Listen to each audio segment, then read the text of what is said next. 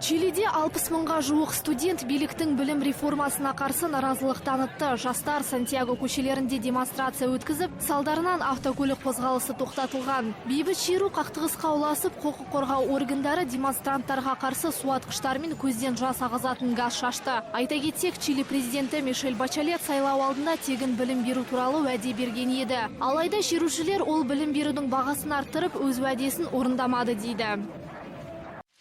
Американдық әскерилер Ауғанстан территориясында 2016 жылға дейін қала береді. Бұл туралы ақш президенті Барак Обама хабарлаған. Оның сөзіне қарағанда, келесі жылға дейін әскерлердің саны біртіндеп азаяды. Бақылаушылардың айтуынша, Обаманың бұл шешіміне талибтердің Құндыз провинциясын жаулап алуы себеп болған екен. Ол террористермен күресін әрі қарай жалғасып, қарулы күштердің соғысқа дайындық жүргізетінін айтты. Естеріңізге сала кетейік, ақштың Ауғанстандағы әскери операциясы 13 жылға дейін жалғасып келеді. Алайда оған қарамастан мемлекет ішінде бүгінгі күнге дейін қауіпсіздік орнатылған жоқ.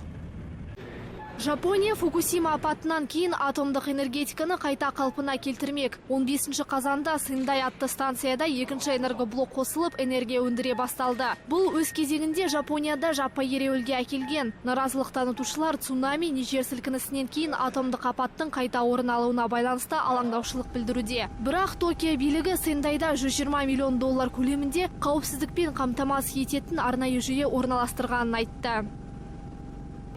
Еуропа елдерінің басшылары Түркияға 3 миллиард евро қаржы бөлуге және Еуроодақ мемлекеттеріне жеңілдетілген визалық режим енгізуге шешім қабылдады. Жауап ретінде Анкара билігі мигранттардың ағымын тоқтатуға келіскен. Еуропалық саммит Бельгия астанасында өтті. Кездесуде Түркия президенті Реджеп Тайып Ердоған мен сириялық босқындардың әлеуметтік жағдайын жақсарту туралы талқылап, сыртқы шекараның күзетін күшейтуді ұйғарған. Еврокомиссия төрағасы Жан-Клод Юнкер визалық режим 2016 жылдың көктем маусымынан бастап күшіне енетінін айтты.